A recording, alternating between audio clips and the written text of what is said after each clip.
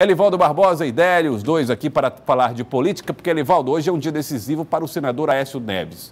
Ou pode passar por prorrogações, Elivaldo Barbosa? Exatamente, pode passar por prorrogação, como também pode não ter quórum. Há muitas ausências, eu vi o Délio falando aí no início do programa, de que realmente há uma dificuldade até para dar quórum na sessão de hoje, que pode manter o senador Aécio Neves afastado do mandato ou fazer com que ele retome o seu mandato no Senado Federal. Então vamos falar com o Délio Rocha, que conversa conosco aí através da internet para trazer detalhes a respeito deste dia movimentado na capital federal. Délio, como é que deve ser as expectativas em torno da apreciação do caso Aécio Neves? Boa tarde.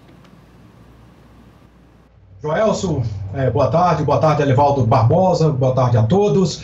Pois é, a votação ela deve acontecer hoje, isso se tiver o quórum no plenário, que é 41 senadores. Agora o STF, o Supremo Tribunal Federal, já decidiu que essa votação vai ser aberta, portanto, o nome e o voto dos parlamentares vão ter que estar no painel do Senado. E como o Elivaldo Barbosa até comentou aí, a gente tem um desfalque nessa sessão, pelo menos 12 senadores não vão participar dessa votação, alguns por licença médica, como Romero Jucá, do PMDB de Roraima, e Ronaldo Caiado, do Democratas de Goiás, que se recuperam, estão doentes, estão em casa, né, e não vão participar da sessão. Outros parlamentares estão viajando, como Vanessa Graziotin, do PCdoB do Amazonas, e Jorge Viana, do PT do Acre, que estão numa missão oficial na Rússia. Já Aécio Neves, claro, esse não vota, está afastado, e essa votação é exatamente para decidir se mantém ou não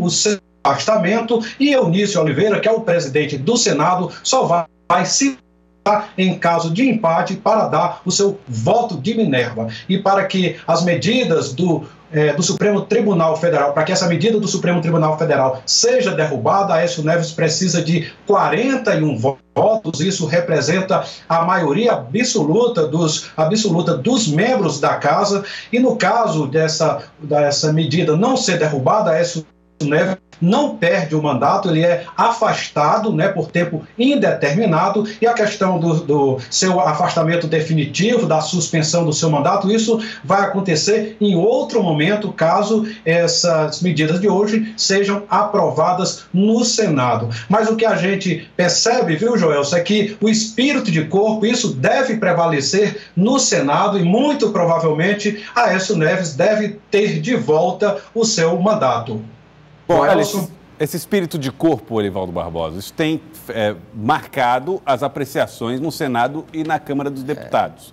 Esse é um componente que está sempre presente nesses julgamentos que, por conta disso, nem sempre observam apenas questões técnicas, né? É um espírito de corpo muito relacionado, Joelson e telespectadores, ao peso político do personagem envolvido, né? Talvez se fosse um personagem que tivesse com muito desgaste, de uma legenda que fosse minoritária, não tivesse apoio na casa, seguramente esse julgamento já teria acontecido já há muito tempo. Mas se trata do PSDB, um partido forte, e, sobretudo, nem do PSDB, de um aliado do Palácio do Planalto, que tem uma bancada também sólida no Senado Federal. E, como você falou, você foi até otimista, que nem sempre questão técnica são envolvidas nessa questão. Eu diria que nem sempre, não, nunca a questão técnica é abordada nesse tipo de julgamento. Sempre é uma questão política também com esse espírito de corpo de proteção. Agora, Délio, a polêmica nesse caso começou, claro, desde o início, né? Desde aquela época em que Aécio Neves foi afastado por ordem do STF.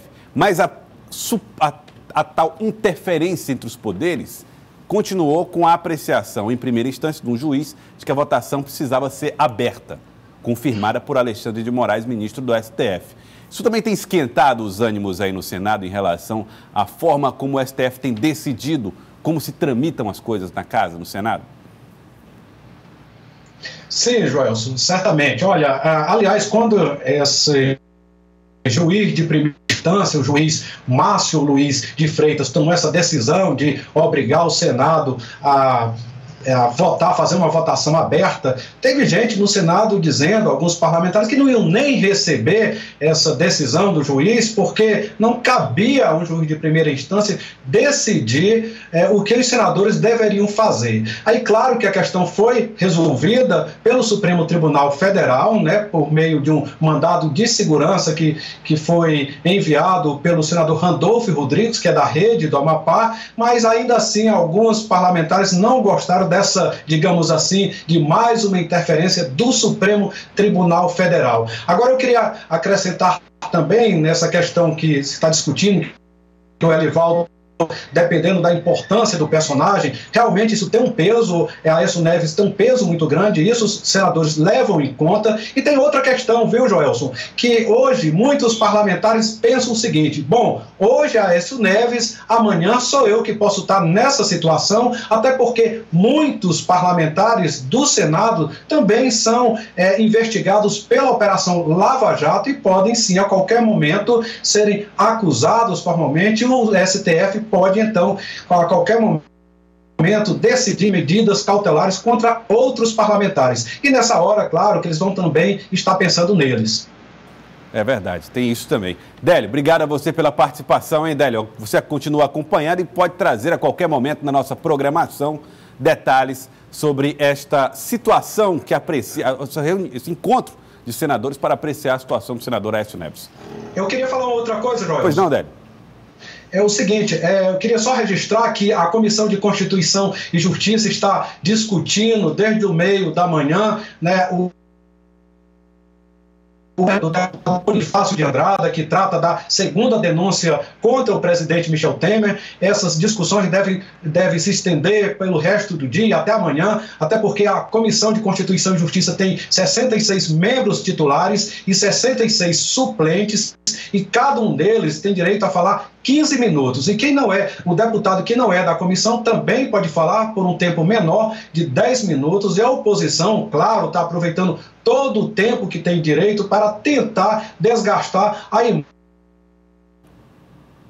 Tá certo, tá bom, Délio, obrigado. Délio, estamos falando através da internet, problemas com conexão do Délio, mas ficou aí a mensagem de que também do caso Michel Temer está sendo apreciado pela Comissão de Constituição e Justiça. E como aconteceu na primeira denúncia, Joel, o Délio falou muito bem aí, é uma sessão que só teve hora para começar, né? Ela vai se estender aí tarde e noite. Isso deve terminar amanhã com a votação no plenário da Comissão de Constituição e Justiça do relatório do deputado Bonifácio de Andrada, que rejeitou a denúncia da Procuradoria-Geral da República contra o presidente Michel Temer. Debate à parte, vai existir, oposição cumprindo o seu papel e cumprindo muito bem, o governo também, bancada governista. Eu só sei que dificilmente esse relatório será rejeitado na Comissão de Constituição e Justiça.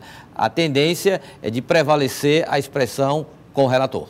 Com o relator deve prevalecer. Elivaldo Barbosa, obrigado, hein? É isso.